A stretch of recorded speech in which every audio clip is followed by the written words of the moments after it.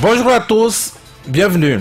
Après le 4 octobre, c'est le 18 octobre prochain qui retient l'attention des Béninois parlant de l'actualité judiciaire. La CRIET, la Cour de répression des infrastructures économiques, des infractions économiques et du terrorisme, exige la présence de Sébastien Germain Adiavon et des 3 autres prévenus. Il n'en fallait pas plus pour dénoncer, selon ses avocats, les entorses, les méconnaissances du droit, notamment le Code de procédure pénale.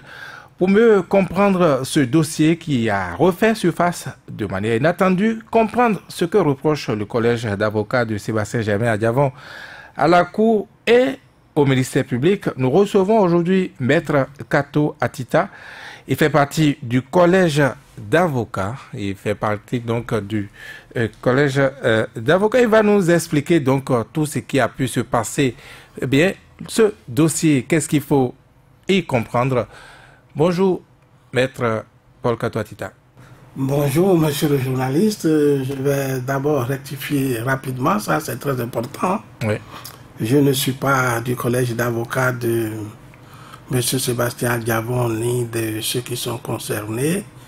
Et je ne suis d'ailleurs pas l'avocat de monsieur Sébastien Adiavon dans aucune de ces procédures. Je l'ai toujours dit, je l'ai démontré suffisamment lorsque j'ai été invité à donner un éclairage juridique il y a quelques jours. Je l'ai également démontré publiquement devant tout le monde, devant ses proches et ses partisans. Eh bien, la rectification étant passée, peut-être qu'on aurait dû aussi commencer par là, s'excuser, n'est-ce pas, pour ce retard indépendant de notre volonté. En tout cas, bienvenue et bienvenue avec vos éclairages. Quelles sont vos impressions globalement, vous qui avez donc assisté aux choses, mais de loin, vous qui avez donc observé ce qui s'est passé à la CRIET le 4 octobre dernier? D'abord, il faut dire que je n'étais pas à la CRIET ce jour-là, je n'avais aucun intérêt pour y être. De loin où je me trouvais chez moi, et j'ai suivi les commentaires sur les réseaux sociaux, j'ai suivi l'intervention des avocats dans leurs conférences de presse, et étant moi-même du métier, j'ai mon opinion sur tout ce qui se serait passé à la CRIET. Je peux vous dire que ce qui s'est passé à la CRIET, on aurait pu éviter ça. On aurait pu éviter ça. Manière? Et on aurait pu éviter ça au regard des tests. Au regard des tests, au niveau du Code de procédure pénale, au niveau de la pratique judiciaire qui est la nôtre, et je dis bien également au niveau du Code de procédure pénale. On aurait évité quoi? L'absence des prévenus? Non, l'incident, parce que c'est un incident, et cet incident qui, de mon point de vue, ne fait pas honneur pour nous, praticiens de droit et juristes béninois, et ne fait pas honneur pour notre pays. Et au plan international, vous voyez tout le commentaire qui se fait autour de cette affaire depuis jeudi, commentaire désagréable bien sûr. Et on aurait pu éviter ça, donc on est au regard du Code de procédure pénale, on aurait dû éviter ça au niveau de la pratique. On aurait dû éviter ça, surtout lorsque de loin, je vois certains magistrats qui composent cette CRIET et dont je connais la pratique et les opinions de certains d'entre eux. On aurait dû éviter ça et prendre ce dossier et suivre la procédure sereinement. Bon, je ne sais pas pourquoi ça a été comme ça, mais c'est regrettable.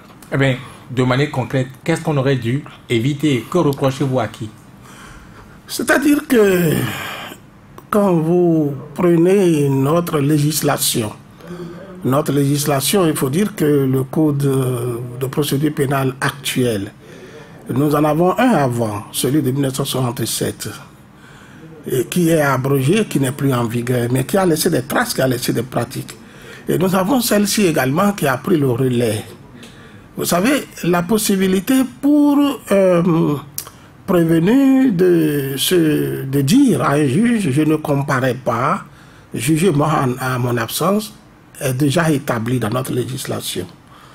Vous retrouvez cette possibilité dans le précédent Code de procédure pénale de 1967, mais d'une manière limitée, parce que dans ce code-là, il pouvait formuler cette demande lorsque on est sur les incidents, et lorsqu'il devrait encourir une peine limite de 2 ans, une peine d'emprisonnement 2 ans, et lorsqu'on est sur le fond, le juge peut estimer qu'il pourra comparaître. En fait, c'est quand les affaires ne sont pas sérieuses qu'on peut... Dans le code de 1967.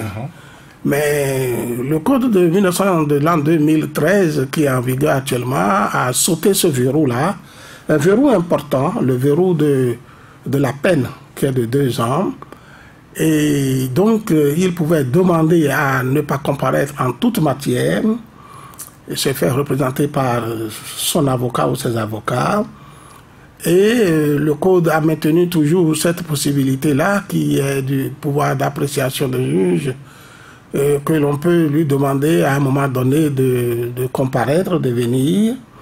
Mais en toute matière et en toutes circonstances, le code a sauté le verrou de l'année 1967. Mais le code de 2003, en sautant ce verrou, s'est aligné simplement sur le code de procédure pénale français, qui lui a évolué parce que le code de 1967 n'était qu'une reprise de l'ancien code français de 1958. Le code de l'an 2013, actuellement en vigueur, donc, s'est aligné sur le code français actuel, la modernité en France. Et donc, il est tout accusé, toute personne peut demander à être représenté par son avocat. Donc, c'est pourquoi je disais qu'au regard de la loi, on pouvait éviter cet incident-là. Et comment ça s'est passé? Qui a lu et pourquoi la loi? Qui a lu la loi de travers? Je vais continuer. C'est parce que vous avez dit qu'il fallait donc évoluer dans la généralité. Je vous dis que je me sens à l'aise dans ce que je vous dis, hein, parce que ça me fait une pratique de 31 ans, je le dis toujours, ce n'est pas pour me vanter, c'est la réalité, aussi bien des tests béninois que des tests de plusieurs pays.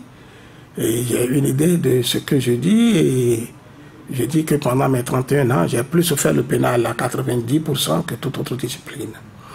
Alors, je le dis parce que ces dispositions-là ne sont pas propres au Bénin. Hein, vous les retrouvez dans différents codes de procédure pénale de la région, etc.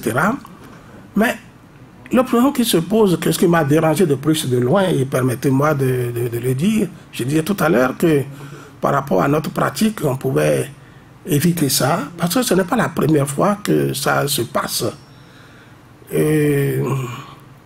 C'est peut-être rare, mais ça arrive aussi souvent que nos compatriotes qui sont à trait devant les juridictions correctionnelles, surtout parmi les intellectuels, surtout parmi les gens d'un certain rang social, demandent à se faire juger en leur absence.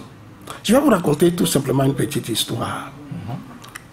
J'ai, dans les années 94-93, disons là, c'était sur l'ancien code de 1967, j'étais dans une procédure et j'ai demandé celui que j'étais pour la victime, la partie civile, mais celui qui était mis en cause, qui était un dignitaire du pays, a demandé à ne pas à se faire juger en son absence. Mais dites-vous que j'ai tout fait devant le juge correctionnel en ce moment-là pour qu'il vienne en personne. Le juge n'a jamais autorisé sa comparution en personne. Quand je dis le dignitaire, il n'est pas un homme politique, c'est une notabilité du pays tout simplement, de la société civile, un chef religieux tout simplement. Le juge correctionnel n'a jamais voulu ordonner sa comparution. J'ai fait toutes les histoires possibles, on a traversé la phase des incidents, et j'ai même été en appel, hein, à la cour d'appel de Cotonou ici. La cour d'appel. Pour exiger sa présence. Toujours pour exiger sa présence. La cour d'appel ne m'a pas suivi. La cour d'appel ne m'a pas suivi et nous sommes revenus devant le tribunal et finalement je n'ai jamais eu gain de cause. Et qu'est-ce qui a pesé dans ce cas? La notabilité de la personne ou le juge a estimé que par rapport... Ça c'était encore avec le code de procédure pénale de 1967 qui limitait la comparution, la non-comparution uniquement à la phase des incidents.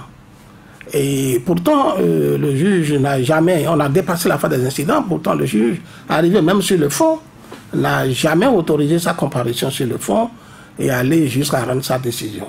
J'ai vécu ça, j'ai connu ça. Si vous me permettez, la présence au barreau, la présence du moins au prétoire, déjà, en elle-même, un genre d'humiliation peut être vécue comme ça. Donc, oui, comme une humiliation, comme une humiliation. Voilà, c'est pourquoi je dis que c'est les gens de certain rang social donné qui généralement font cette demande-là. Et ce n'est pas nos frères, nos compatriotes vulgaires, non, c'est des gens de rang social donné qui font cette demande-là. Et certainement, ils vivent leur présence déjà en tant que telle là-bas comme une humiliation. Dans le cas dont je parle, il ne courait aucun risque d'un enfermement, d'un emprisonnement. Mais je pensais donc que c'était donc juste simplement une humiliation qu'il fallait éviter. En clair, Maître Paul Kato-Atita, les juges ont mal lu le code de procédure pénale, le nouveau. J'ai plusieurs, j'ai plusieurs exemples à vous donner. Ah oui, je vais en arriver. Les juges de la criette. Je vais en arriver là. Laissez-moi, je suis venu pour apporter un éclairage dans la neutralité toute possible. C'est pourquoi je suis parti du code de 1967 et je donne cet exemple, 67, où je n'ai pas eu l'opportunité de faire comparaître quelqu'un même jusque sur le fond. Mais je dois vous dire également que, c'est pourquoi il dit qu'on pouvait éviter l'incident de la dernière fois. Je dois vous dire également que, toujours dans des cas pratiques béninois, béninois réels, et j'ai retrouvé également sur mon chemin, devant le tribunal de Parakou, cette fois-ci, 2 cas. Et ces 2 cas-là, pour lesquels, et là, c'est dans le nouveau code de procédure pénale. 2 cas-là pour lesquels les personnes qui étaient mises en cause, j'étais pour une personne mise en cause qui encore était indignitaire. Lui, il reste encore indignitaire du régime actuellement. Et qui m'a fait donner donc une lettre de ce genre pour qu'il le fasse juger en son absence. J'ai produit au tribunal et je n'ai eu aucun problème avec le tribunal correctionnel de Parakou pour conduire son dossier jusqu'à son terme. Mais il y avait eu un autre également à Parakou devant le tribunal correctionnel. Et dans ce cas-là, j'étais pour une victime. Et j'avais comme prévenu, et je ne vais pas donner des noms, mais ce sont vos collègues. Mais vos collègues, pas n'importe quel collègue, des collègues bien connus, des collègues de haut rang, qui sont également des personnalités. Et des personnalités bien placées au niveau de la presse béninoise. Et qui étaient prévenus et qui se sont fait représenter par des avocats qui sont venus avec des lettres du même genre et qui ont déposé au juge. Et le juge a accepté, je ne pouvais rien puisque j'avais moi-même une idée du sens de la loi. Et ils ont plaidé, remplacé valablement du début à la fin. Justement, déjà par rapport aux lettres, le juge accepte de prendre connaissance de la lettre là quand? Dès le début, immédiatement. Les intéressés n'ont jamais mis pied. Les cas dont je vous parle là, ils n'ont jamais mis pied au prétoire dans une salle d'audience. Donc c'était déjà une anomalie que le 4 octobre dernier, les juges aient hésité à prendre ces lettres. Ça me surprend que l'on puisse dire qu'il faut venir. Et c'est après qu'on soit venu d'abord que l'on se retire pour dire on envoie une lettre. Je n'ai pas fini, laissez-moi, ne me coupez pas trop, je vais de perdre. Je n'ai que commencé par les accessoires. J'ai l'essentiel. Alors, je ne peux que commencer les accessoires. Donc, j'ai vu tout ça. Ces intéressés dont je parle n'ont jamais mis pied au commencement à la barre. Ce sont mes dossiers. Et je ne dis rien sans une preuve. C'est une chose que je connais. Et je connais les noms des partis, je connais les noms des avocats. Ce n'est pas la peine de les évoquer. Et je continue. Mais ce qui m'a le plus surpris dans le cas de Criette, le vendredi, mais je crois que ça a été un incident malheureux qu'on aurait dû éviter, vraiment éviter à la nation. Je vais vous raconter une affaire que vous connaissez tous. Dans ce pays, dans l'an 2014, je crois très bien, le président Yahi Boni s'est senti offensé par un citoyen de ce pays et a saisi le tribunal correctionnel. J'étais l'avocat du président Yahi. Et parmi les personnes mises en cause par le président Yahi dans sa plainte se trouvaient vos collègues. Et là, je me permets, avec toutes les excuses, d'appeler le nom de l'un des collègues, de vos collègues, pour la compréhension. C'est la directrice de Canal 3. Alors, la directrice de Canal 3 qui était mise en cause dans cette procédure-là, au même titre que mon confrère, Maître Lionel Agbo, qui était lui-même, je crois, à la Criette le 4 dernier, avec qui j'ai pu échanger hier, n'a jamais mis pied dans la salle d'audience du tribunal correctionnel de Cotonou. Jamais. Du premier jour jusqu'au dernier jour. Dès le premier jour, au commencement, elle a envoyé une lettre par l'un de ses avocats, dont je garde le nom, Et cette lettre a été aussitôt présentée au juge, acceptée par le juge. Le même juge, par ailleurs, présent aujourd'hui à la Criette. Le même juge aujourd'hui qui est le procureur spécial de la Criette. C'est ça que je dis qu'on ne pouvait éviter l'incident du cadre. Bette Kakassav, son nom m'échappe, directrice générale de Canal 3, Berthe, oui. n'a jamais comparu devant le tribunal correctionnel de Cotonou, ayant connu de cette affaire du premier jour au dernier jour, devant ce tribunal présidé par celui qui aujourd'hui est le procureur spécial de la Criette. Et elle a été jugée à travers les incidents, jusque sur le fond, jusqu'à la condamnation finale. Elle a eu la même peine que Maître Lionel. C'est pourquoi je dis qu'on pouvait éviter ce qui s'est passé, parce qu'au vu des lois, quand nous édictons des lois, ces lois sont appliquées. Et nous avons des praticiens qui participent à l'application de cette loi. Et s'il n'y a pas une continuité dans la pratique de ces lois, ça pose problème. Je dis, le 4 dernier, le procureur spécial leur dit, mais écoutez, j'ai été juge correctionnel avant d'être procureur de la République auprès de la Criette. J'ai connu des dossiers correctionnels. C'est des cas qui se présentent au correctionnel. J'ai certainement dû avoir eu des cas où des gens m'ont présenté des lettres pour dire je vais me faire juger, de les juger en leur absence. J'ai acquiescé certainement à des lettres de ce cas. Si je ne suis pas ma pratique, ça peut poser problème. Aujourd'hui, si je suis une autre pratique, ça va poser problème. Et il aurait suffi de ce rappel de mémoire pour éviter ce qui s'est passé. Moi, je viens vous dire aujourd'hui que j'ai eu un dossier devant lui, que j'ai conduit du début jusqu'à terme. De tous les prévenus, seul Maître Lionel Agbo a comparu du début à la fin. Mais la seconde personne n'a jamais comparu parce qu'il avait eu cette lettre. Et il n'avait pas eu d'incident, il n'avait rien eu. La procédure s'est déroulée normalement. Alors, une question, de votre point de vue, comment ça peut s'expliquer, cette rétraction de pratique, ce détournement de pratique, cet arrêt de pratique? Ce n'était pas seulement une pratique, c'est une pratique décidée par la loi. C'est-à-dire qu'il faudrait que nous puissions appliquer la loi d'une manière unanime et à tout le monde. Et de la même manière. C'est-à-dire, lorsqu'il a des discordances de ce genre, ça ne peut que poser problème. Moi, je viens de vous parler de ce cas. L'avocat que vous êtes, comment comprenez-vous, comment expliquez-vous ça? C'est tout ça qui a... J'ai dit que moi, si j'étais à la Criette, si j'étais le procureur spécial, par exemple, j'aurais pu éviter d'être... Vous refusez de répondre à la question. Non, je vais répondre. J'aurais pu éviter d'être à la tête de cet incident, par exemple. Parce que j'aurais dû me rappeler de mon passé, de ce que fut. Mais je dis tout au moins, dans la phase préliminaire des incidents de procédure, parce qu'il en a toujours eu, j'aurais pu laisser faire les avocats. J'aurais pu laisser faire les avocats et j'aurais pu, lorsque si on se trouverait dans un fond, sentir le besoin de dire, tel que la loi lui-même laisse cette possibilité, je veux les voir. Un autre incident, toujours le 4 octobre dernier, la constitution des avocats. Quand est-ce que, dans la pratique, on dit que voilà, tel avocat sont désormais constitués pour... Lorsque c'est sur la base de cette lettre-là, la constitution est d'office. La constitution est d'office, on ne repousse pas l'avocat lorsque c'est sur la base de la lettre. C'est lorsqu'il n'y a pas de lettre que l'on peut faire obstacle à la constitution de l'avocat. La lettre a son sens. La lettre, c'est la reconnaissance d'une inculpation et la reconnaissance que moi, j'en assume les conséquences. Et je vous ai donné le cas de cette affaire, dans cette procédure, ici, que j'avais conduite pour le compte du président, l'ancien président Yahi Boni, au tribunal correctionnel. Je dis, votre collègue, directrice de Canal 3, n'avait jamais comparu. N'avait jamais comparu et ses avocats ont plaidé vaillamment en son nom. Du début à la fin, ont déposé des écritures en son nom.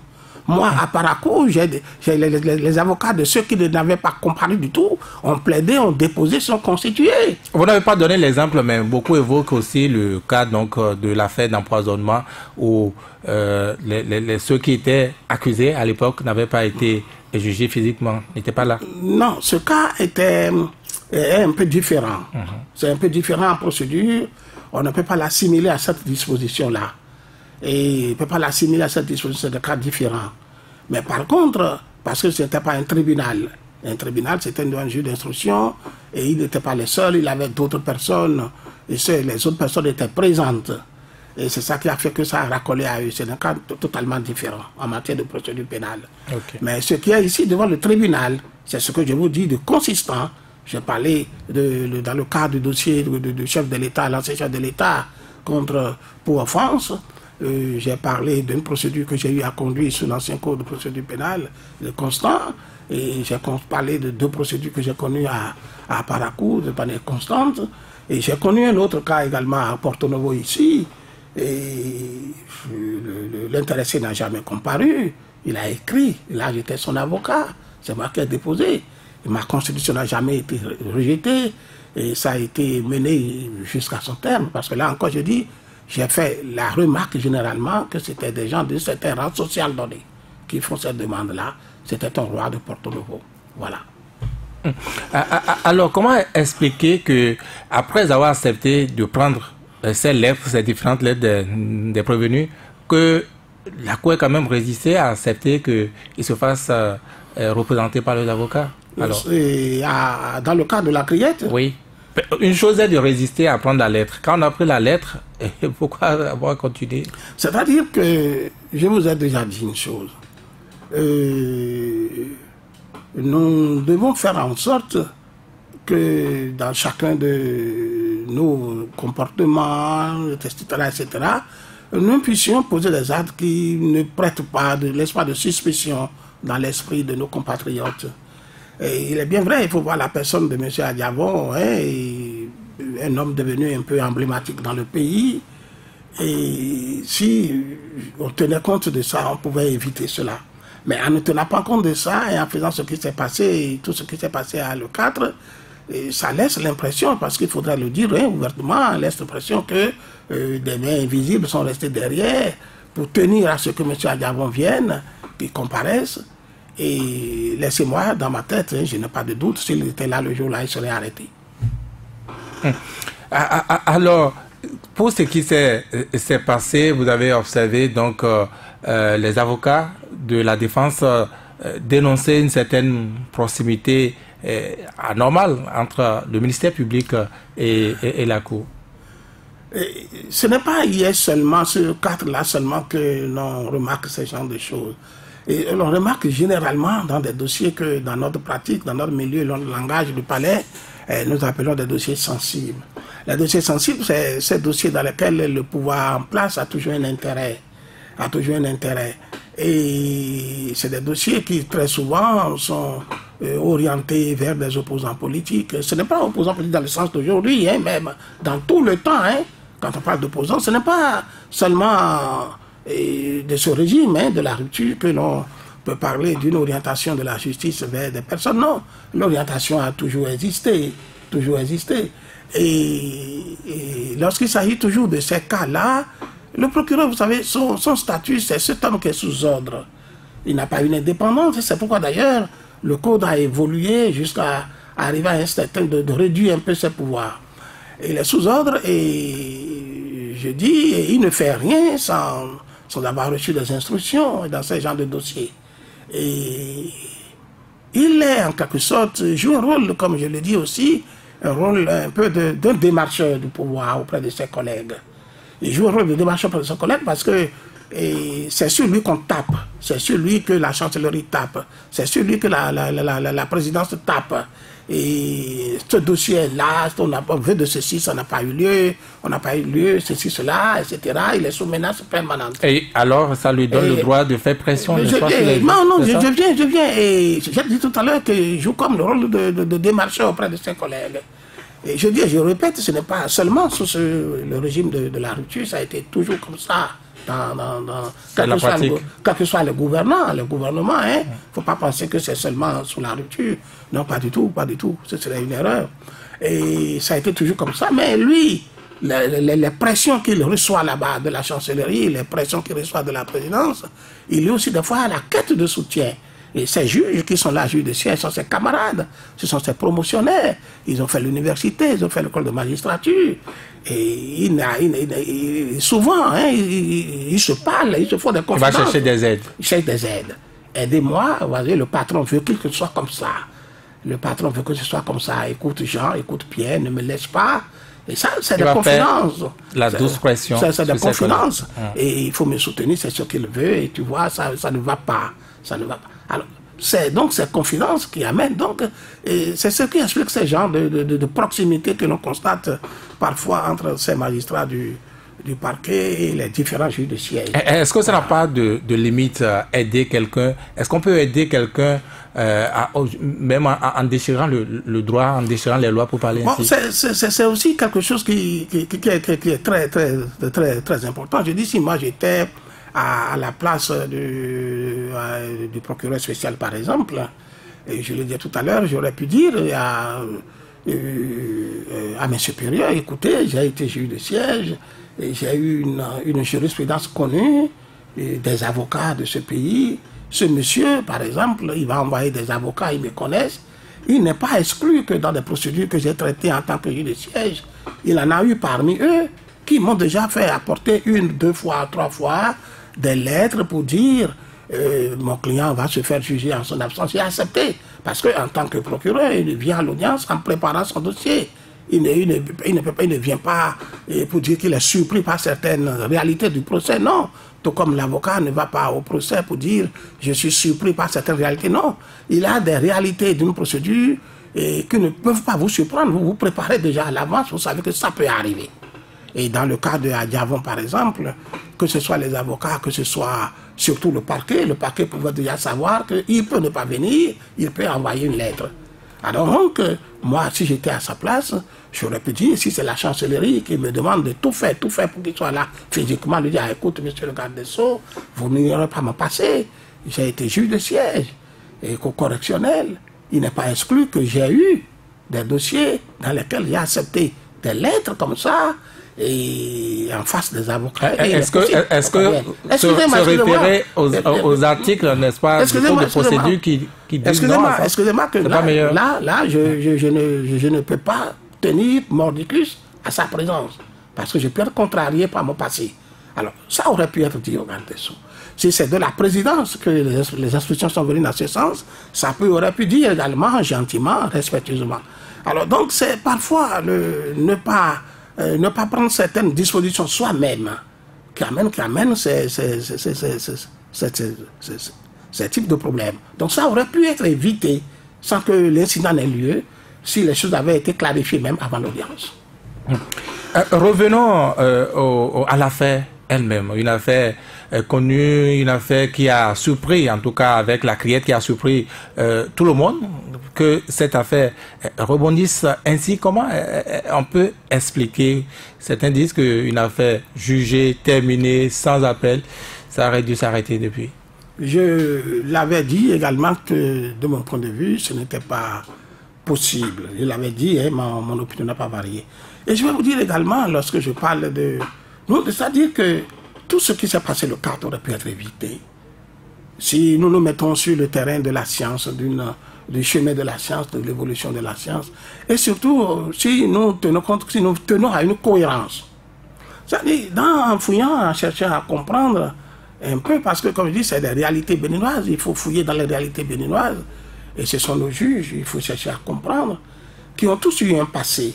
Je l'ai dit tout à l'heure, il y a eu un passé, ils ont servi dans plusieurs tribunaux, ils ont connu, ce ne sont pas de jeunes magistrats. Et je sais que quand on parle de l'indépendance de la justice également, c'est plus théorique parfois que réel et concrète. Et tout ce que l'on peut faire comme reproche à une juridiction face à l'application d'un texte de loi, une application mal faite, erronée, tout ne dépend toujours pas, donc toujours pas du magistrat. Et quand on parle de l'indépendance, il faut voir ça un peu parfois entre guillemets. Mais je pense qu'il faudrait parfois sortir un peu et avoir le courage de dire à ceux qui veulent vous voir faire certaines choses que ce n'est pas faisable. J'ai dit tout à l'heure qu'on aurait pu éviter ça, même si on tient compte à la qualité des magistrats qui composaient la criette. Et quand je prends le président de la criette lui-même, qui n'est pas un simple magistrat, c'est un universitaire. Il n'est pas un simple magistrat, c'est un universitaire. Donc, il fait partie des savants du pays et il a émis des opinions, il a émis du savoir. le savoir pour les jeunes. Alors, en fouillant dans ces travaux, je suis tombé sur quelque chose qui m'a très plu. Et que j'aurais pu, si cela avait été mis en application, même le dossier à Yavon ne serait pas à la criette. La criette aurait pu vérifier ce dossier. Octobre n'aurait jamais non, jamais eu ce dossier.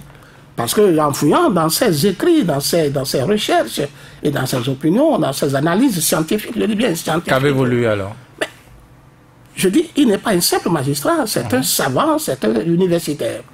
Et dans l'une de ses recherches, j'ai été heureux de découvrir autorité des choses jugées par rapport à un jugement. À un jugement de première instance. Il dit de façon très claire, un jugement de première instance, même frappé d'appel, ne manque pas d'autorité des choses jugées. Il l'a dit, il l'a écrit. C'est ce qu'écrit l'universitaire. Il l'a écrit. Et ça, je l'avais dit lorsque j'ai donné mes explications il y a quelques semaines et à la demande des membres de l'ISL. J'avais déjà dit ça, mais à ce moment, je n'avais pas encore lu son ouvrage, que j'avais sur moi. Mais après ça, de dire, de lire, de rechercher, de comprendre, parce que je les connais tous. Et il faudrait que je cherche à comprendre comment chacun d'eux comprend certaines dispositions de notre code. Et je dis, mais tiens, c'est un universitaire, il a écrit, lui, par exemple. Il a écrit sur le code, il faut que je vois ses pensées sur le code. Non, je viens. Et il continue, il dit, cette décision du premier juge, au pénal, bien sûr, même lorsqu'il est frappé d'appel, la chose jugée lui est acquise jusqu'à ce que le juge d'appel, qui est le seul compétent pour le modifier, vienne à le modifier, et la chose jugée lui est acquise jusqu'au jour où cette décision d'appel est signifiée à l'intéressé. C'était clair. Alors, quand on dit qu'une décision qui a déjà la chose jugée, on l'amène devant une juridiction qui doit juger en première et en dernier ressort. Alors, Maître Paul Kato-Atita, est-ce qu'on peut déjà... Donc, ce que je veux dire. Est-ce qu'on peut déjà reprocher cela à l'universitaire, aujourd'hui par ailleurs juge, lorsque, eh bien, on n'a même pas encore ouvert le dossier? Lorsqu'on n'a même pas ouvert, il devrait pouvoir se dire, je suis universitaire, je ne suis pas un simple magistrat, j'ai écrit, mes livres ont été vendus publiquement au Bénin, il a eu des étudiants qui l'ont lu, il a eu des praticiens qui l'ont acheté, comme moi je l'ai acheté, et qui ont lu et qui savent ma pensée sur certains principes de droit. Je ne peux pas me contredire. Je ne peux pas me contredire. Et ce dossier qu'on veut m'amener risque est en train de vouloir contredire une de mes théories, de mes pensées, des principes que j'ai développés et soutenus. Vous avez cet ouvrage, c'est de lui. Vous l'avez amené en studio? Oui, je l'ai amené exprès. C'est de lui. Et vous lisez les pages de cet ouvrage. Je vous dis, parce que, vous voyez, quand vous prenez la page 83 de cet ouvrage, introduction thématique au code de procédure pénale et autres tests complémentaires du Bénin, vous voyez, c'est de lui. Et vous voyez la page 83, il développe en long et en large ce que c'est que la chose jugée.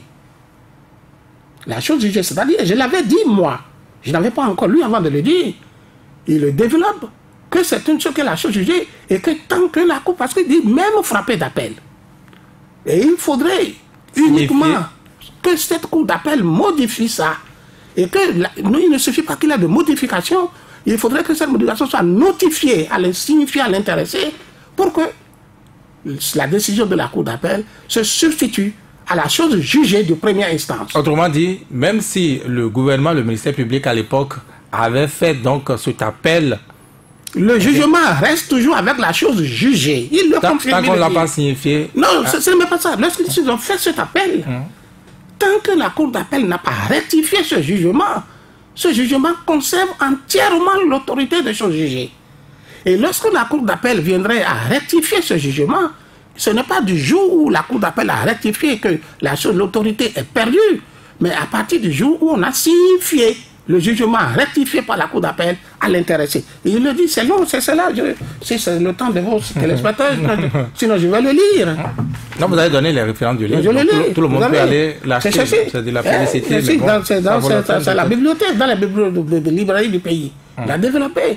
Alors, il aurait suffi, par exemple, que quand ce dossier, on a voulu l'envoyer à la criette, puis dit, alors écoutez, moi je ne suis pas qu'un simple magistrat, je suis aussi un universitaire, et j'ai écrit, et ce que j'ai écrit rentre dans l'enseignement pour les jeunes, Et je ne peux pas faire certaines choses qui vont aller contre mes enseignements. Qu'est-ce que vous voulez dire de manière concrète? La Criette aurait dû rejeter. C'est-à-dire que ceux même qui composent la Criette auraient dû rejeter. Ne serait-ce que le président, par exemple, dit ça, non, ça va contre, ça va. Ce dossier comporte un principe, quelque chose qui heurte un principe que j'ai eu à soutenir et à développer dans l'enseignement en tant qu'universitaire. Et c'est sur le marché public. Il a posé un problème à ma conscience. Ça aurait pu. Revenons à l'appel, si vous préférez peut-être aux appels. Le gouvernement ou le ministère public estime avoir fait un appel. Les prévenus, du moins leurs avocats, disent avoir envoyé un huissier chercher le certificat de non-appel. L'un dit avoir été, disons, pour ce qui concerne donc les avocats de la défense au greffe, le ministère public dit avoir été à la cour d'appel ailleurs, disons dans un autre bureau. Dans la pratique, comment ça se fait? Je vais retourner encore à l'ouvrage du président de la Criette. C'est une université, je le précise. Quand vous prenez dans ce développement, parce que quand on est en face de certaines situations, il faut rechercher et comprendre. Lorsque vous prenez, quand vous parlez même de l'appel du procureur général, il n'a fait même pas état. Il considère que un jugement rendu, qui après 15 jours n'est pas frappé d'appel, c'est fini. Le jugement est définitif. Vous l'avez, voie de recours dans ce même ouvrage, à la page 101, à la page 102. Appel de jugement correctionnel, 15 jours. Article 511 CPP. Voilà. Simple, il s'est arrêté là. Appel du jugement correctionnel 15 jours et appel d'une décision rendue par le tribunal correctionnel sur la mise en liberté 24 heures. On donne le délai, 15 jours. Les 15 jours dans le cas de la diable de cette passé. Donc tout cela était suffisant. Il a aussi 2 mois. Il n'en a même pas parlé. Il n'a pas parlé du cas de 2 mois de procureur. Dans son livre. Dans son livre. Ça veut dire que c'est un cas d'abord rare. Et un cas rare. Très rare. Et pendant 2 ans, s'il a eu même cet appel, on l'a gardé, on n'a rien dit. Ce que le public veut savoir, est-ce qu'on peut se tromper de bureau en matière d'appel? On peut se tromper de bureau. Est-ce que les 2 parties peuvent se tromper de bureau comme c'est le cas actuellement, ou ça semble être le cas? C'est-à-dire que c'est un peu, je vous ai dit, c'est un appel rare, très rare. Rare tellement que on en connaît très peu. C'est possible. C'est possible qu'on puisse se tromper. Parce que de bureau, c'est pas... Non, pas de bureau. C'est possible que, même, c'est pas parce qu'on est magistrat ou un avocat qu'on a la maîtrise de tous les tests. C'est pas possible, pas ça. On peut se tromper. Un avocat peut se tromper et aller pour accomplir un acte de procédure autrement que ce qu'il aurait dû faire. Un magistrat aussi peut se tromper. Je suppose que c'est une erreur, c'est une tromperie. Et de la part du procureur général. Oui, mais dans le cas présent, les avocats de la défense disent avoir suivi à chaque étape, c'est-à-dire à l'étape des 15 jours. Je vais en arriver là. À l'étape des 2 mois, ils ont suivi, mais sur le chemin, rien, pas d'appel. Le lieu où ça doit se faire, ça n'a pas été fait à ce lieu. Il est allé faire ailleurs. C'est là qu'il le procureur général. Il peut se tromper. Mais il a fait ailleurs hors les délais. C'est-à-dire que dans les délais de 2 mois, mais ailleurs, pas au lieu. Il a fait après le délai des 2 mois. Dans les délais de 2 mois, pour ce que j'apprends, mais ailleurs, pas au lieu. Le lieu compte. Et quand ça se fait de cette manière-là... Ça rentre toujours dans l'irrecevabilité, ça. L'irrecevabilité. Et c'est pourquoi, lorsque les avocats d'Adiabon sont allés au lieu où ça doit se faire, ils n'ont pas trouvé. C'est-à-dire, mettez-moi ce papier et je ne sais pas, quelque part à cet endroit où on a mis Pierre. Vous n'avez pas mis le papier là, vous êtes allé amener le papier, là on a mis Jean, mais là on a mis Jean, se trouve à 10 km de là où se trouve Pierre. Je vais là où Pierre, je ne trouve pas. C'est ce qui s'est passé. Dans ce cas, vous avez parlé de recevabilité, c'est trop technique. C'est-à-dire que ce n'est pas fait. Ça bénéficie, ça profite à qui? C'est-à-dire que ce n'est pas fait dans les formes prévues par la loi. Ça profite à qui? Ça profite à celui qui a mis en cause le prévenu. Puis lui, il n'a pas appel, le prévenu n'a pas appel. Donc si vous êtes trompé de bureau, ce n'est pas son affaire. Ce n'est pas son affaire. Lui, il continue son chemin. Continue son chemin. Ça n'est pas son affaire. Il continue son chemin. Vous lui avez rendu service. C'est ça. Vous avez fait votre chose dans des formes qui ne sont pas prévues par la loi. C'est-à-dire que ce que l'on a voulu faire, pour être très quelque chose, ce qu'on a voulu faire à M. Adiavon, c'est de la fraude procédurale. Tout simplement. C'est une fraude procédurale. Alors, Maître Paul Kato-Atita, vous avez presque juré tantôt que le 4 octobre dernier, Sébastien Germain Adiavon serait venu, se serait présenté à la criette, qui serait mis au Il serait arrêté, il serait biosé. Il n'y avait pas de doute dans mon esprit, moi, en observant de loin. Oui, mais sur la base de tout ce que vous avez démontré, c'est vrai que vous êtes un avocat, heureusement pas avocat de Sébastien Germain Adiavon, mais sur la base de quoi alors, après avoir fait tout ce développement, il devait être arrêté? J'ai dit tout à l'heure que tout ce qui se dessine, c'est de la fraude procédurale. Qu'est-ce que nous appelons fraude procédurale dans notre jargon? C'est ce qui est prévu par les tests et appliqué comme tel, connu de tout le monde comme des principes probants, qu'on essaye de les faufiler, de les dévier du droit chemin. C'est ça qu'on appelle fraude. Mais celui qui fait une fraude de procédure, il le fait dans un but. Il ne le fait pas pour faire plaisir à celui contre qui il fait la fraude. Pas du tout. Il le fait parce qu'il veut atteindre un objectif. Et je vais vous démontrer un peu les choses. Vous prenez ce cas dont vous parlez là, par exemple. Je crois, si j'ai bonne mémoire, ce jugement a été rendu en novembre 2016. Bien sûr. 2 ans.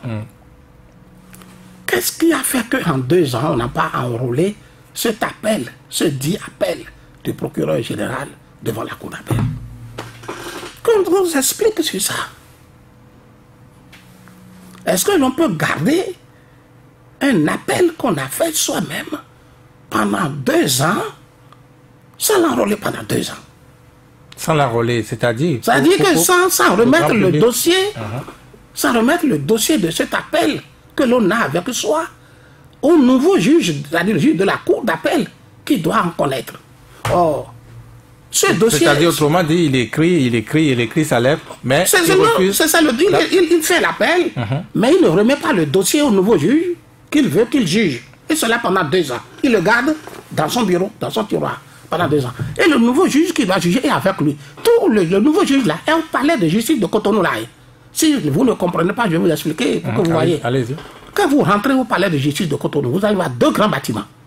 L'ancien bâtiment là, c'est le tribunal de première instance. C'est dans ce bâtiment-là que Adiavon a été jugé et relaxé. Le procureur de la République a son bureau dans ce grand bâtiment-là. Son bâtiment-là. C'est lui qui garde les dossiers quand on fait appel. C'est lui qui garde les dossiers. Mais quand le procureur général, lui, son bâtiment, c'est le nouveau bâtiment. Le nouveau qui est au bord du goudron, c'est tout neuf là. C'est là où lui reste. Quand il est allé faire son appel, là où il allait faire par erreur, tout le dossier doit lui être... Lui n'avait pas vu le dossier pour faire appel. Lui ne voit pas pour faire. Il le fait sur papier tout simplement. Il avait besoin des références du jugement. Mais quand il fait, le procureur de la République doit être informé aussitôt et lui prend tout le dossier complet là et il ramène à ce procureur général là dans le nouveau bâtiment pour dire tu as fait appel, voici le dossier. Dans la même maison. Dans la même maison. On n'a pas besoin de... On n'a pas besoin de taxi, ni de Zemidia pour aller. À pied, on le fait. Ce n'est pas eux, c'est les plantons qui le font pour eux. Dites-lui son appel, voici tout le dossier. Il n'a qu'à remettre au juge là, le nouveau juge d'appel là, pour qu'il tranche ça. C'est ça. Oui, mais comment, et ils ont fait 2 ans à garder ça là. Et même, écoutez-moi, ils ont fait 2 ans à le garder. Qu'est-ce qu'il a pu faire qu'on a gardé ça pendant 2 ans? Oui, mais justement, est-ce qu'on peut se tromper ainsi? Est-ce que ça peut arriver? C'est là où je vous dis, je vous parle de fraude procédurale. J'ai commencé la fraude par là. 2 ans, on a gardé. Je vous dis, depuis que nous avons le nouveau code de procédure, dans l'ancien temps, dans les années 60, les années 88, 86, 90, les dossiers d'appel traînaient comme ça, sur 1 an avant d'être traduits de tribunal de première instance. Ça, c'était dans l'ancien temps. Mais depuis que notre État s'est investi, a mis les moyens, les bureaux, ordinateurs, équipements, tout ça, les efforts qui se font par les différents gouvernements successifs, jusqu'à aujourd'hui, il y a eu grande amélioration. Aucun dossier d'appel ne peut faire 2 ans encore dans le même tribunal. Dans le même tribunal. Ça, c'est pas un tribunal. Donc, c'est au chapitre de la fraude procédurale. Je viens. Et vous découvrez pourquoi ils ne l'ont pas mis à la cour d'appel maintenant. Vous constaterez que il a suffi de créer, parce que celui qui doit envoyer à la cour d'appel, c'est le procureur de la République, c'est lui que vous retrouvez maintenant à la Criette. Procureur spécial. La Criette. Donc, à un moment donné, ils se sont rendus compte eux-mêmes que c'est un appel qui pose problème. Et que si ça va là-bas, à la cour d'appel, il ne peut avoir que l'irrecevabilité dont les avocats parlent. Donc, la Criette n'a pas, la loi sur la Criette n'a pas pu être une loi anodine. Ceux qui ont mis la loi sur la Criette, là, ne l'ont pas mis comme une loi banale. Non, non, non, non, non, non. Vous voulez dire qu'ils ont pris en compte ce schéma-là, cette complication qu'ils ont réglé? Ils ont certainement ciblé un certain nombre de procédures. Ils ont ciblé un certain nombre. Quand je me rends compte, parce que quand je lis certaines personnes parlent de loi Drôle, etc., je crois que ce n'est pas se tromper. Ils ont ciblé certaines affaires. Et la Criette est venue, et il a suffi que la Criette vienne pour que ce dossier qui, 2 ans durant, a été mis là, caché quelque part, sorte et se retrouve à la Criette. Donc la Criette elle-même a été taillée sur mesure, supposez-vous? Mais je l'avais démontré. C'est la doctrine de la cour d'inception qui est comme ça. C'est la doctrine qui est comme ça. Venons-en à ce cas. Le procureur de la République, c'est lui qui avait déjà connu de cette affaire-là en première instance. Oui. Il est aujourd'hui le procureur spécial de cette cour-là qui reprend ce dossier-là contre toute attente. Est-ce que déjà là, il n'y a pas une anomalie là que le dossier qu'il a perdu en première instance, qu'on le ramène, n'est-ce pas, à une cour spéciale où il est procureur spécial? Il n'est pas recusable. Il peut être n'importe où jouer ce rôle. La loi le permet. Sur ce plan, il n'est pas reprochable. Mais par contre, ce qui peut poser problème, c'est que ce dossier soit quand même resté 2 ans sans être transmis ou a été transmis et que le parquet général ne l'ait pas mis au rôle. Pourquoi il ne l'a pas mis au rôle pendant 2 ans? À votre avis? Ça pose problème. À votre avis? Et subitement, il le place au rôle d'une juridiction qui vient comme pour anéantir entièrement tous les droits de l'intéressé. C'est là où se trouve la L'autre caractéristique de cette juridiction, c'est qu'elle est sans appel. C'est une juridiction qui juge, comme vous dites dans votre jargon, en premier et en dernier ressort. Et déjà, comment ça peut s'expliquer que donc une procédure est commencée en première instance et que, alors que donc quand ça commence en première instance, si je comprends bien, il y a encore 2 étapes de recours, c'est-à-dire la cour d'appel, puis la cassation, la Cour suprême. Comment ça peut s'expliquer qu'on détourne un dossier de cette procédure? Il faut attendez, pour venir donc à une cour spéciale où on interdit donc tout au moins la dernière étape. Ce n'est pas possible. Et ce n'est pas possible quand je prends l'ouvrage. L'ouvrage du président de la Cour. Oui, de la Cour de Criette lui-même. En tant qu'universitaire, je dis bien, il n'est pas magistrat, en tant qu'universitaire, il en donne les détails. Oui, allez-y. Quand vous prenez l'appel, il dit, l'appel c'est quoi? C'est la voie de recours qui permet à une personne non satisfaite par un jugement rendu en premier ressort, à l'exception des jugements rendus en premier et dernier ressort, de faire réexaminer l'affaire en fait et en droit par la Cour d'appel. Par la Cour d'appel. Il a dit les définitions, c'est lui-même qui donne la définition. Est-ce que la Criette en elle, de cette manière-là, observée de cette manière, prise de cette manière, n'est pas un déni des droits de l'homme, des droits humains tout court? Je dis, c'est lui-même qui le dit, c'est dans son ouvrage. Vous n'avez pas répondu. Je vais revenir à la page 82. Est-ce que ce n'est pas un déni des droits de l'homme, des droits de la personne humaine? La Criette qui refuse, n'est-ce pas, aux individus de pouvoir faire de recours. La Criette peut se tromper, non? Ce que moi, de façon très, très respectueuse, vraiment respectueuse, avec toute la considération. Parce que j'ai l'habitude de dire quelque chose. Nos dirigeants, à un certain niveau, ne sont responsables de rien. Ils ne sont responsables de rien. Ils ne commettent aucune faute. Mais malheureusement, c'est à eux qu'on impute les fautes. Qu'est-ce que vous voulez dire par là? Qu'est-ce que je dis par là? Vous parlez de la loi, de la criette, si ce n'est pas un déni. Un déni de quoi? Oui, des droits de la personne humaine. Voilà. C'est aux intellectuels qu'il faut s'adresser. Même pas à nos députés qui ont voté cette loi. Même pas. Pourquoi dites-vous ça? Non, même pas à nos députés, même pas à nos gouvernants, c'est-à-dire au niveau ministériel, même pas le chef de l'État. Donc il faut s'en prendre aux universitaires. Même pas le chef de l'État. C'est des innocents dans ça. Parce que ce n'est pas leur domaine. Ce n'est pas leur domaine. Ils doivent pouvoir faire confiance aux cadres. Mais lorsque les cadres font certaines choses, malheureusement, c'est sur leur dos qu'on met ça. Ce n'est pas les députés qui ont rédigé ce projet de cette loi. Même si dans le réseau, j'entends dire qu'on le leur a remis. Ce sont des propositions de loi. Ce sont des politiciens. Ils ne connaissent pas le droit, ne connaissent pas la loi, ne connaissent pas les méandres. C'est un intellectuel qui a rédigé ça. Vous prenez le ministre, le gouvernement, les ministres, tout ça. Ce ne sont pas des hommes de loi. Vous prenez encore plus le chef de l'État, avec toute la considération. Il n'est pas l'homme de loi. C'est quelqu'un qui a pu faire cette loi et a dit ça peut aller. Ce n'est pas bon. Vous mettez en cause les experts alors? Je mets en cause nos intellectuels. Oui, mais nos intellectuels, vraiment, il faut qu'ils évitent parfois certaines choses. Parce que vous voyez, quand vous lisez l'article, c'est votre question qui m'amène là. L'article 20 sur la loi sur la criette, ce n'est pas que... C'est non seulement le déni des droits humains, mais c'est le déni de ce qui est existant.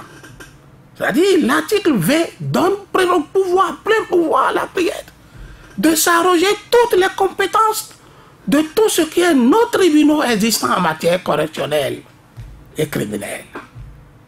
Parce qu'on lui dit, il prend tous les dossiers, les juges d'instruction, les procureurs de la République, les juridictions de fond, lorsqu'ils se retrouvent dans un dossier qui relève de la criette, doivent se déclarer incompétents et retourner ce dossier à la criette. Mais quels sont les dossiers qui relèvent de la criette? On parle de dossiers économiques, on parle du terrorisme, on parle de ceci, cela. Mais j'en viens, je vais vous détonner. Le terrorisme, le Bénin n'en connaît pas encore dans les États de côté. Dossier économique, c'est quoi? C'est les abus de confiance. Lorsque vous prenez, vous abusez des gens par abus de confiance comme infraction de 100 000, 200 000, c'est économique. Escroquerie, 100 000, 200 000 francs, c'est économique. Lorsque tout ce qui concerne l'infraction dans laquelle l'argent est en cause, c'est économique. Les internets que font nos jeunes frères étudiants et les gamins, comment dire, vous dites là, 100 000, 200 000, là, c'est économique. Mais tout ça se juge déjà dans nos tribunaux du nord au sud, de l'est à l'ouest, par nos tribunaux correctionnels. On prend tout ça, on dit que ces juges doivent se déclarer incompétents et retourner tout ça à la criette. Mais la criette seule va faire quoi? Et ce sont nos enfants. Quand vous allez à la criette, pour voir le nombre de jeunes d'enfants, élèves et étudiants, entassés là pour des infractions mineures, comme infractions d'Internet, escroquerie, tout ça, et qu'il faut être condamné à de lourdes peines. Sans recours. Sans recours. Mais je crois qu'aucun député, si on a expliqué ça à nos députés comme ça, ils ne voteraient pas. Est-ce qu'il n'y a pas une bonne foi derrière la conception même de la criette? Non, la loi, ça dit que... Je ne connais pas les intellectuels qui ont confectionné ça. Mais je crois que vraiment, ça pose problème. Et moi, je dis ceci. La loi sur la criette commence par d'entrer dans le débat national. Moi, de mon coin en tant que citoyen, je vais faire simplement une proposition à l'endroit du chef de l'État, très respectueusement, hein, très respectueusement, que cette loi-là, dans ces visites qu'il fait, il va à l'étranger, il rencontre tout ça, qu'il se donne le plaisir, je le dis, mais cette loi commence à poser problème dans mon pays, qu'il sollicite un juriste de son choix, un juriste quelconque de son choix. L'essentiel est qu'il soit, peu importe qu'il soit d'un système anglophone ou d'un système francophone, et qu'il lui dise, lisez-moi cette loi. Il expertise cette loi. Oui. Et dites-moi votre opinion sur cette loi d'une manière objective. Je crois que s'il revient s'il connaît celui qui a fait cette loi projet, il va l'appeler et dire, mais vous m'aviez induit en erreur, vous avez créé des problèmes. Vous étiez en train de dédouaner les dirigeants, les députés notamment, mais on sait dans la pratique au Parlement que des lois, même si c'est des propositions, comme vous l'avez dit, écrites par des sachants, par des experts, eh bien, pendant l'étude de ces lois-là, on soumet ces propositions, n'est-ce pas, à d'autres experts qui viennent, comme vous avez demandé au chef de l'État, se prononcer sur les projets ou les propositions, donner leur avis. Ce travail se fait en commission. Ils n'ont pas le courage de dire la vérité au chef. Je vais vous dire quelque chose que je n'ai jamais eu à dire. Moi, j'ai été, tout le monde sait, j'ai été très proche du chef d'État. Le président Yahya Boni, c'est mon passé, je ne peux pas nier ça. Et au plan juridique et sur certaines choses, il me questionnait, je donnais des points de vue. Mais je dis que j'étais peut-être l'un des rares à avoir le courage de lui dire certaines choses. Parce que pourquoi? J'ai toujours dit, il n'est pas un homme ordinaire. Je ne pouvais pas donner consultation à Yahya Boni comme j'en donne à M. Ince en tant qu'individu dans mon cabinet d'avocat. L'individu Ince dans mon cabinet, c'est différent. C'est une affaire privée pour lui. Mais Yahya Boni, c'est le chef de l'État. Il est le chef de plus de 10 millions de Béninois. Il va poser un acte au nom de 10 millions de Béninois et même au-delà parce que ces actes peuvent avoir des répercussions sur l'étranger. Je dois pouvoir lui dire ce qui réellement est faisable et non contestable à la virgule près en droit. Et disons que je m'employais à cela. Et il m'est arrivé sur des points donnés d'avoir des points de vue comme ça. Il n'a pas... Vous avez reçu ici la dernière fois le professeur Amoussou. Voilà. Il vous a dit la vérité. Tout chef a tendance à aller au-delà un peu de son pouvoir. Il a dit. Tout chef a envie à en abuser, il a dit. Il a dit, les chefs n'aiment pas souvent non plus qu'on leur dise certaines vérités. Et il a fait de reproches aux intellectuels qui n'ont pas le courage de dire certaines choses aux chefs. Mais je crois que j'étais de ceux qui avaient le courage de dire certaines choses au président Yahya Boni. Ah oui, et d'insister malgré des fois ces pressions. Et je peux le dire, il ne me démentira pas. C'est sur des points donnés, en ayant ce courage de dire certaines choses, que les mauvaises langues ont profité et tout ça pour le convaincre que j'étais un homme de main du citoyen talon. J'étais, moi, un homme de main du citoyen talon, devenu chef de l'État aujourd'hui, et que ces points de vue ne lui étaient pas favorables, mais favorables à talon. Et ça a brisé la confiance. Justement, puisque ça a brisé la confiance. Ceux qui observaient les choses à l'époque, il a comme un coup de froid entre vous à la fin du régime. Ça a brisé, voilà. C'est cela, c'est à cause de Talon que je suis parti du sillage de Yahya Boni. C'est la vérité, je dis aujourd'hui. C'est à cause du président Talon que je suis parti. Suspecté d'être un homme de main du président Talon dans le sillage de Yahya Boni, sur la base de certains points de vue. Parce que je dis, je suis intellectuel. Et je dois pouvoir donner des points de vue qui doivent tenir la route à une virgule près. Et je ne dois pas donner des points de vue que l'on peut balayer d'un coup de main. Mais en ce moment, je ne connaissais ni Patrice Talon, ni personne. Je n'ai jamais serré la main. Je le vois à la télévision. Je l'ai vu dans ma vie une seule fois à la chambre d'accusation à Paris, de passer dans le couloir. Simplement. Mais ça m'a coûté cher. Et j'ai été donc mis à la touche et je suis parti. C'est ce que vous constatez, ce fret coup de froid, cette rupture entre Yahya Boni et moi, vers la fin de son mandat, vers la fin de 2014. Alors je voudrais que certains de nos cadres aient la même audace face au chef de l'État, quel que soit le chef de l'État, pour lorsqu'ils sont consultés sur certains points donnés, qui est de leur domaine, le courage de dire la vérité scientifique. La vérité scientifique. En ne disant pas la vérité scientifique, ils font du mal au chef, ils font du mal à notre peuple.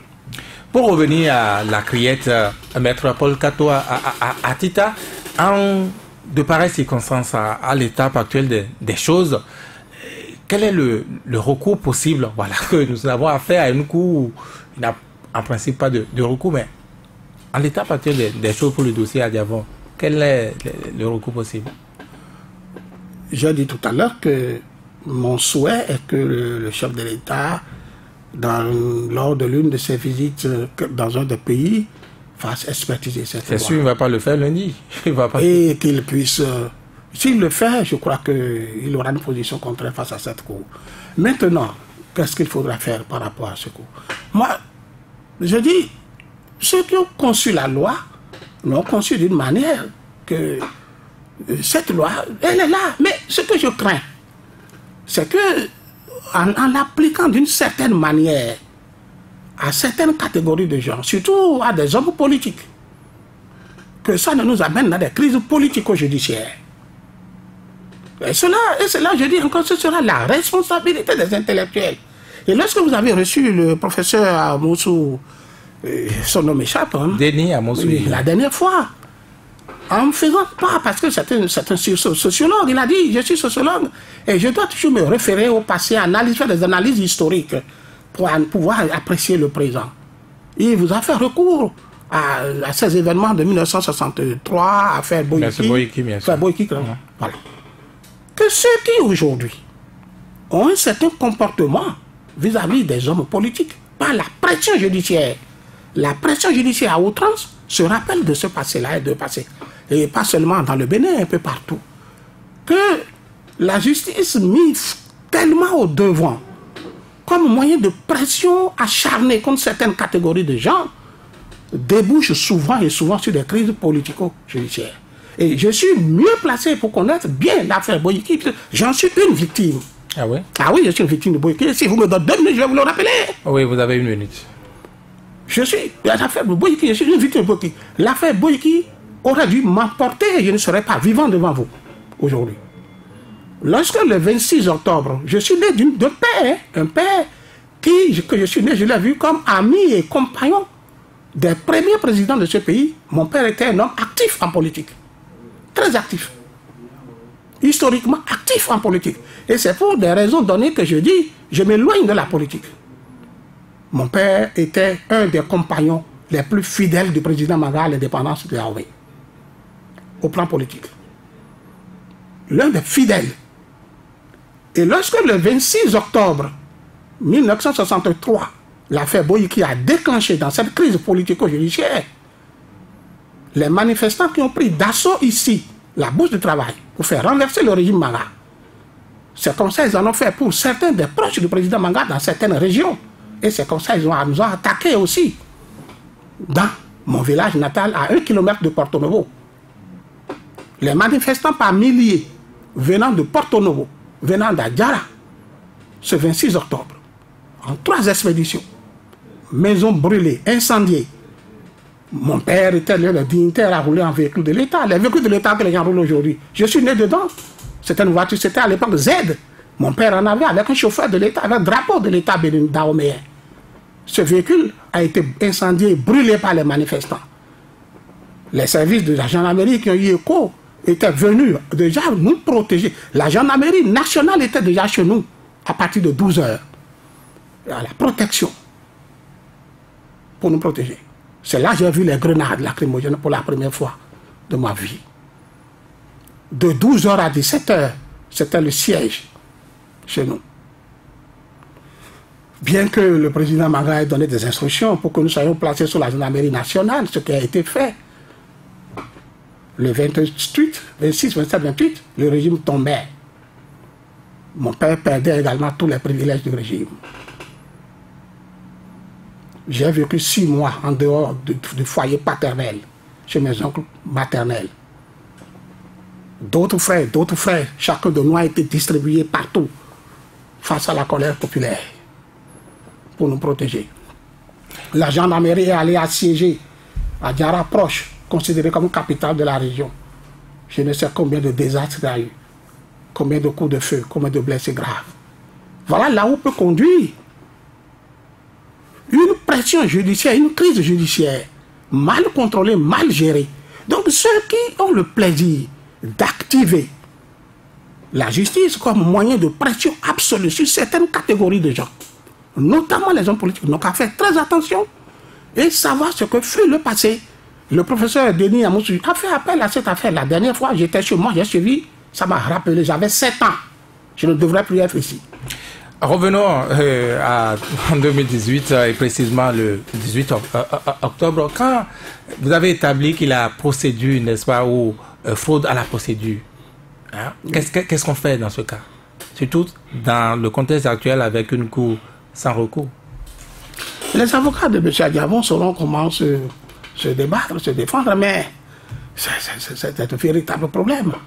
C'est un véritable problème et ils sauront comment se défendre, comment se battre, mais c'est des problèmes. Et c'est là que je dis, mais je ne sais pas ce que peut être l'issue. Oui, mais visiblement, quand vous avez entendu, eh bien, s'il se présente le 4 octobre, il devrait être arrêté. Il se présente le 18, il devrait être... Donc, il a le choix aujourd'hui entre rester donc, en exil et se faire arrêter. Aller en prison. Sinon, pourquoi on aurait gardé le dossier pendant 2 ans sans l'avoir envoyé à la juridiction compétente qu'on a saisi soi-même? Mais vous avez dit que ça devrait lui bénéficier. C'est parce que ça devrait lui bénéficier qu'ils ne l'ont pas envoyé. Ils ne l'ont pas envoyé. Et ils se sont donné les moyens maintenant de créer pour le faire, qui s'adapte à pour ça. Le faire de manière à ce que ça ne lui bénéficie pas. Et c'est ce que les avocats d'Adiabon dénoncent. Vous aviez gardé le dossier pendant 2 ans. Vous ne l'avez pas remis au juge qui devrait nous connaître parce que nous savons que ce juge, tout le monde sait que c'est irrecevable. Et vous créez vous-même votre juridiction maintenant, vous dites que nous allons là-bas. Écoutez, il y a tout ce qu'on appelle les délais raisonnables, tout ça. Je dis encore dans ce livre, ça a été développé. Est-ce que, en de pareilles circonstances, la Cour suprême peut venir en arbitre? Les avocats d'Adiabon vont en discuter. Non, mais le public a besoin de savoir aussi. Vous êtes là, venez pour éclairer les gens. Les avocats d'Adiabon vont réfléchir à ça et savoir comment ils vont gérer ça. Est-ce qu'il y a un arbitre possible face à tout cela? Je dis ici dans votre micro que vers tout ce que je vois, il faut désormais se méfier de ce qui se passe dans ce pays. Notre pays, même se méfier des arbitres. de ce qui se passe dans notre pays. Les gens se comportent désormais dans ce pays au regard de la loi comme si la loi, le Bénin fait sa loi à lui. Les principes de droit, la loi n'existent plus. Nous ne sommes plus liés par aucun principe de droit international. Les principes universellement connus en droit, appliqués dans tous les pays du monde. Mais on nous dévalue au plan international. On nous dévalue, c'est-à-dire aujourd'hui, je ne sais pas si un juriste béninois peut sortir, aller dans un pays étranger, se sentir fier. Moi, je n'ai plus confiance en quoi que ce soit au niveau de la loi. La loi aujourd'hui au Bénin, c'est la force. C'est-à-dire, on veut et on veut. La loi n'est plus la limite. Voilà, on veut et on veut. Donc moi, je ne sais plus s'il y a encore une loi ou une juridiction pour arrêter l'élan de ce que je vois dans mon pays aujourd'hui. Enfin, je suis arrivé dans une étape de débordement. Et la loi n'existe plus. La loi qui existe, c'est la loi de ce que l'on veut. Est-ce que ça ne résonne pas grave quand ça vient d'un juriste, qui plus est d'un avocat, d'un défenseur des la loi aujourd'hui, c'est ce que l'on veut. Donc moi, je ne sais pas pourquoi... à la limite, c'est pourquoi les avocats vont même à la criette de la Diabo pour aller plaider. À la limite, oui, parce que je dis, les gens veulent et ils veulent. Ça s'arrête là. Ben, les auditeurs ont quelques minutes, juste quelques minutes pour intervenir dans cette émission, poser leurs questions. 64 44 02 44 ou le 66 75 72 72. Le tout premier dit bonjour. Bonjour, Dirigine. Oui, allez à vos questions. Maître Paul Katouatita, bonjour. Bonjour. Oui. Même si je conviens avec Confucius qui reconnaît que nul pierre ne peut être poli sans friction, nul homme ne peut parfaire son expérience sans épreuve, je voudrais savoir si après plus d'un quart de siècle de pratique démocratique, nous en soyons, jadis je peine à savoir, que nous en soyons encore à ces niveaux d'interprétation, comme si le droit ne repose pas sur des principes universels. Dites-nous, maître, si l'espoir qu'a suscité notre état de droit en termes de label n'a pas pris un gros coup à la lumière d'un certain nombre de faits politico-juridiques au cours de ces 2 dernières années.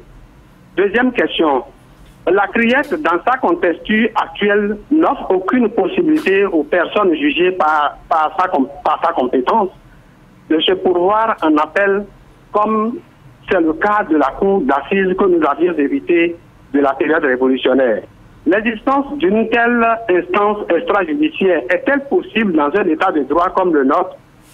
En me fondant sur l'argument d'un conseiller du chef de l'État, qui a soutenu que le rebondissement du dossier de 18 kg de cocaïne qui sa substance de l'appel du ministère public qui existait déjà, dites-nous, même si l'appel s'avérait justifié, la criette est-elle compétente pour connaître ce dossier? Je vous remercie. Merci. Deuxième auditeur, bonjour.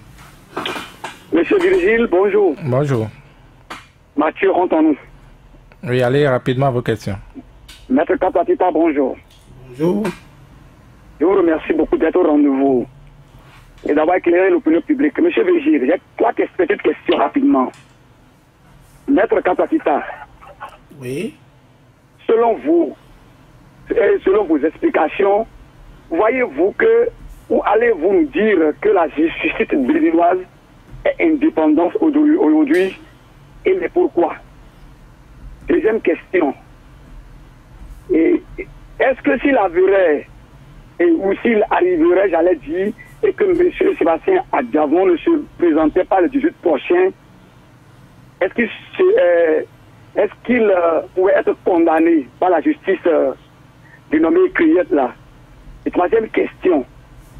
Dites-nous du fond de votre cœur, est-ce que les praticiens de droit peuvent faire la politique en méconnaissant les textes qui régissent leur corporation?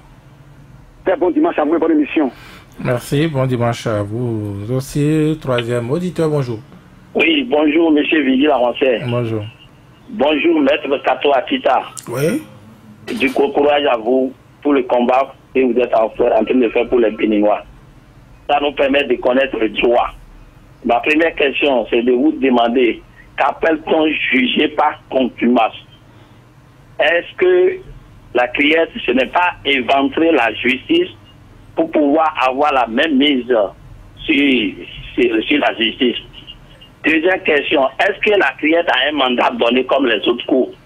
Ou bien, s'il fait ce que je veux, je peux le démettre à tout moment, ou bien, vous comprenez ma question, les autres cours ont le mandat 4 ans, 5 ans, et on sait qu'ils travaillent pour 4 ans là, ils ne sont plus redevables à ce qu'ils les ont nommés.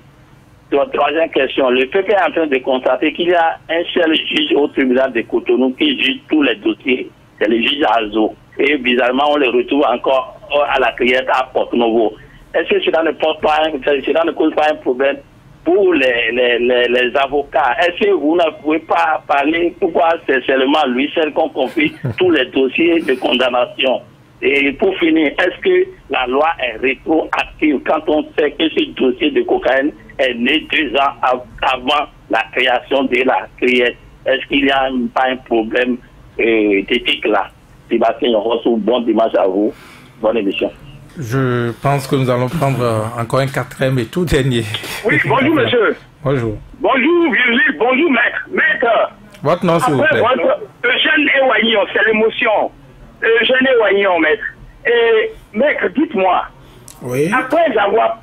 Je voudrais savoir en fait, est-ce qu'il existe dans les textes des avocats mouvanciers, des avocats opposants 1? Ensuite, je voudrais savoir s'il existe des magistrats mouvanciers et des magistrats opposants. Ensuite, je voudrais savoir, pour vous avoir vu dans un dossier aussi triste, celui du jeune Milton Diaou, je voudrais savoir, ça s'est arrêté là comme ça, et puis avec une complaisance, ce dossier-là, ça c'est pour celui-là qui me tient à cœur, ce dossier. Et maintenant, pour ce exposé que vous venez de faire, maître, dites-moi, maître, et en toute honnêteté, l'individu lambda, est-ce qu'il est aussi en sécurité lorsque Jouil irait face à la criette? Parce que, par exemple, je prends le cas de président Adjavon, qui est un homme public, et tout le monde, en fait, c'est les médias qui se focalisent sur lui. Mais imaginez celui de XY, qui serait peut-être titillé par le système. Il y aurait autant de médiatisation sur ce cas et il pourrait s'en sortir. Il pourrait avoir des avocats aussi brillants comme ceux venus de l'Europe et de Maître. Dites-moi, nous sommes en sécurité en général là. Merci à vous, avec nos amis. Nous allons revenir dans ce studio très rapidement. Cette émission va devoir déborder pour retard. Nous allons devoir déborder, revenir dans ce studio pour donner réponse à ces différentes préoccupations des auditeurs. Jean Poton qui demande si, eh bien, nous sommes toujours dans un état de droit, si l'état de droit, la démocratie depuis plus de 25 ans n'a finalement pas pris un cours avec ce qu'on observe depuis un certain temps. Non, nous avons quitté déjà ce chemin. Nous avons avec beaucoup de choses, de signes à quitter ce chemin. Ça s'est trompé de penser qu'on est encore dans un état de droit. La criette, il n'y a pas d'appel, l'appel n'est pas possible. Est-ce que cela est normal dans un état de droit? Absolument pas du tout normal, je l'ai déjà dit. La criette a-t-elle sa raison d'être? C'est la troisième question du Absolument pas du tout. On n'en avait pas besoin. On n'en a pas besoin. Mathieu Rontonou demande, la justice est-elle réellement indépendante au Bénin? La justice n'a jamais été totalement indépendante dans tous les pays. Ce n'est pas seulement au Bénin. C'est une fiction. Oui, c'est une fiction, mais seulement il faut savoir avoir des limites. Et je crois que le problème du Bénin, c'est que les limites commencent par être franchies. Donc on rend déjà les limites. Oui, sinon ça n'a jamais été totalement indépendant dans aucun pays. Est-ce qu'il devrait se présenter au juge à Yavon? Il a fait le choix. Son juge, je n'ai jamais cessé de le dire, ce n'est pas la criette. Son juge, c'est la cour d'appel. On lui a désigné un juge, c'est à lui de choisir. Est-ce qu'au cas où il ne se présente pas, il a la possibilité de faire savoir son droit, à savoir que c'est le juge d'appel? Ses avocats le font déjà. Et c'est ça, je crois, ce qui s'est passé avec le jeudi, leur conférence de presse, etc. Sébastien Nyorosso demandait, c'est quoi juger par contumace? C'est juger quelqu'un qui n'a pas été présent à son procès et qui est informé. C'est juste comme il est jugé par défaut, c'est tout. Quelle est la différence entre juger par contumace et ce que demande Adiavon? Et si ce qu'Adiavon demande était accepté, serait jugé contradictoirement comme s'il était présent. Et s'il aurait été jugé par contumace? Ah non, comme s'il était présent. Mais on demande qu'il soit physiquement là. Donc, jugé par contumace, c'est celui qui ignore. Donc, ignore, qui n'est pas du tout venu. Qui n'est pas du tout venu, qui n'a rien fait, qui ne s'est pas fait signaler. Soit il le sait, soit il ne le sait même pas. La criette a-t-elle un mandat comme on voit 5 ans, 4 ans? C'est ce que demandait Sébastien Nyorosso aussi. C'est une cour permanente d'après cette loi, mais je parie que je ne pense pas que... Je ne sais pas, il nous faut des réformes pérennes. Et non des réformes qui vont se limiter à au mandat d'un gouvernement. Je parie que la criette, cette loi, à la fin du mandat du gouvernement, ça c'est en tant que juriste, et les juristes béninois, je vois avec leurs réactions pêle-mêle partout, je crois que la criette ne pourra pas survivre. Certains parlent de cours d'exception, d'autres parlent de cours spécial. Qu'est-ce qu'il faut retenir? C'est la même chose. C'est-à-dire, c'est inimaginable que des Béninois aient pensé à une cour d'exception de cette nature dans notre pays en ce moment. C'est inimaginable. Est-ce qu'une cour d'exception devait être pérenne, justement? Il peut y en avoir, mais je dis les fondements de la criette, il y a des dispositions inadmissibles dans la criette. Absolument inadmissibles dans la criette. Et je ne sais pas comment des gens ont pu concevoir cette loi. Je n'ai même pas envie de lire cette loi parce que c'est révoltant. On revient aux questions des auditeurs. Le cas du juge Azo, toujours le juge Azo au tribunal de Cotonou, désormais présent à la criette. C'est ce que constatait Sébastien Nyorosso. Je ne veux pas en parler, c'est un ami. Parce que c'est un ami, la science ne peut plus parler. Ce que vous venez de reprocher tout au long de cette émission. Je ne veux pas en parler. Mais c'est un cas. Aujourd'hui, vous entendez dans l'opinion que le nom du juge Azo, c'est l'adresse d'une prison civile. Je ne veux pas en parler. Pourquoi vous n'allez pas en parler? Non. tout comme je vous le dis, hein, le procureur spécial... Vous avez dit que vous avez amené la science comme je vous le dis, dans ce studio. Le procureur spécial, là, la cliente, c'est un ami, c'est un proche, je me sens très bien avec lui. Donc, si j'ai parlé vous ne parlez que de ceux que vous ne connaissez pas. Non, c'est pas ça. Est-ce que vous ne niez pas aussi la science? Non, je ne nie pas la science. Je ne veux pas... non, je pense pas. Je ne nie pas la science. Mais c'est un cas, oui ou non, le cas du juge Azo? Je ne vais pas en parler tout simplement. Est-ce que c'est un cas, oui ou non? Est-ce que c'est frappant? Je sais que les gens en parlent, Les gens ont raison d'en parler? Je ne sais pas. Les gens voient, ils constatent. Les gens vous découvrent, peut-être vous découvrent autrement, subitement.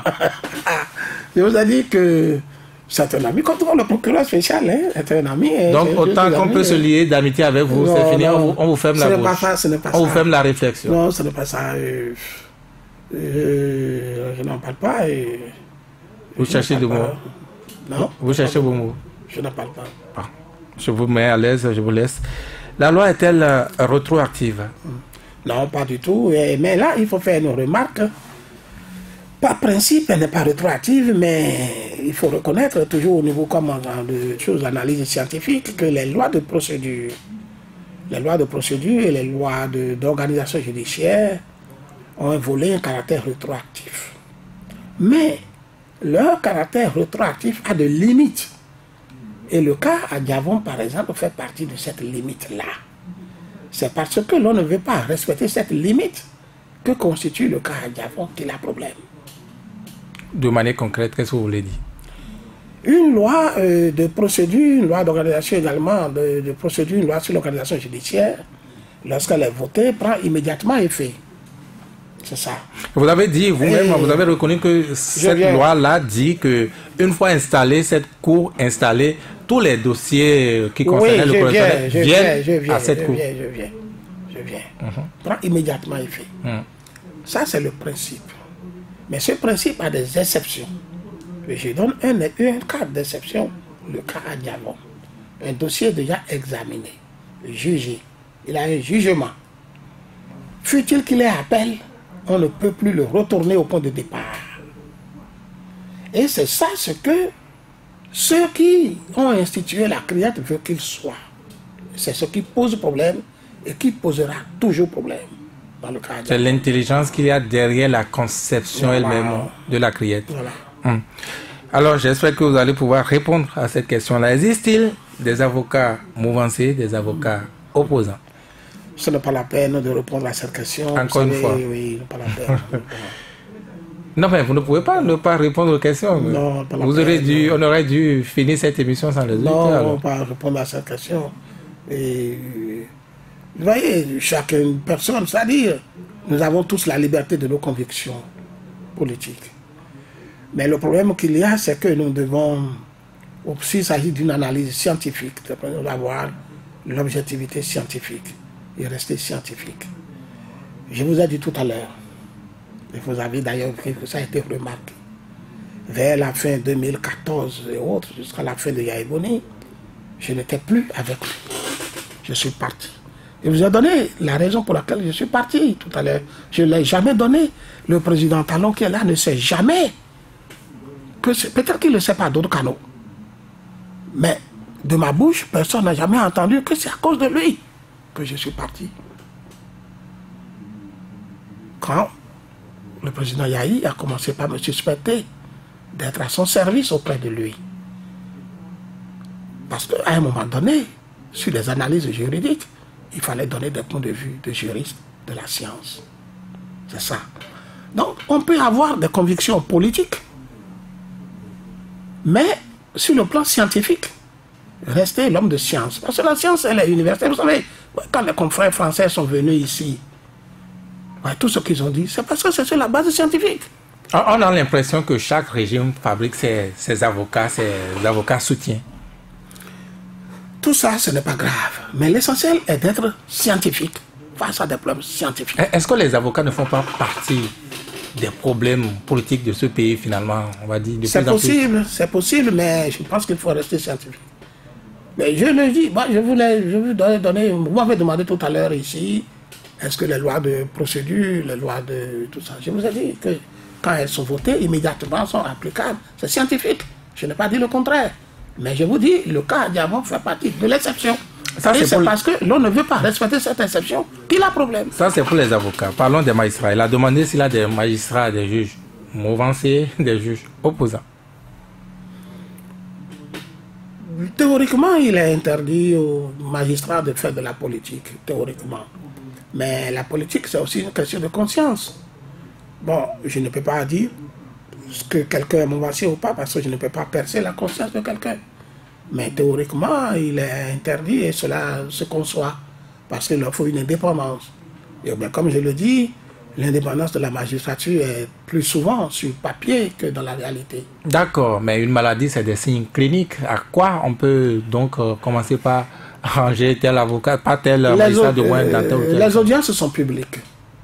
Elles sont publiques parce qu'on veut quelque part que la population se fasse une idée de l'indépendance du juge, de l'impartialité du juge ou de son impartialité. Donc, nos compatriotes qui viennent suivre les procès, chacun d'eux fera une opinion du comportement de chaque juge, de la manière dont il dirige la procédure, de la nature du verdict qu'il prononce, des arguments prononcés par les uns et les autres. Est-ce qu'on peut penser qu'il a une catégorie de juges, peut-être selon les régimes, qui répondent mieux aux injonctions, n'est-ce pas, des dirigeants? Tout gouvernement cherche à avoir des gens sous sa coupe. Et c'est naturel qu'il cherche à en avoir des magistrats sous sa coupe. Et il serait bon que le magistrat refuse à jouer ce jeu. Malheureusement, ce n'est pas toujours le cas non plus. Sinon, c'est une erreur de dire que tout gouvernement ne cherche pas à avoir des magistrats sous sa coupe. Non.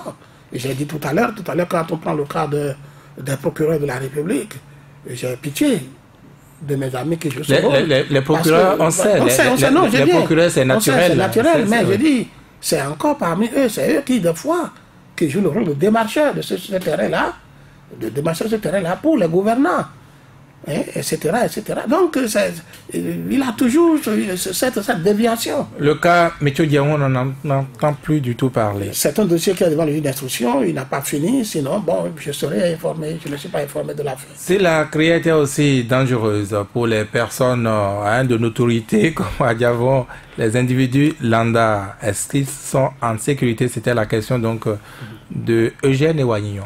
La criette, comme toute juridiction d'exception, c'est un véritable problème.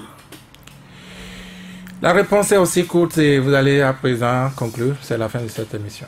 Ce que je voudrais dire, c'est que nous puissions faire l'effort d'appliquer la loi, non pas contre l'individu, mais dans le sens de ce qui est indiqué, dans le sens des principes, dans le sens de ce qui est universellement admis par le droit international. Que nous puissions éviter de faire du droit l'instrument de pression excessive sur nos hommes politiques, sur nos compatriotes. Il faut éviter que l'abus dans la pratique du droit, de la loi, n'amène à des dérapages inattendus. Maître Paul Katouatita, merci d'être venu nous éclairer sur l'actualité judiciaire. Merci à chacun, merci à tous de nous avoir suivis. Georges Ponou a assuré la réalisation technique au micro Virgile Aroncet. Sans langue de bois, c'est encore dimanche prochain.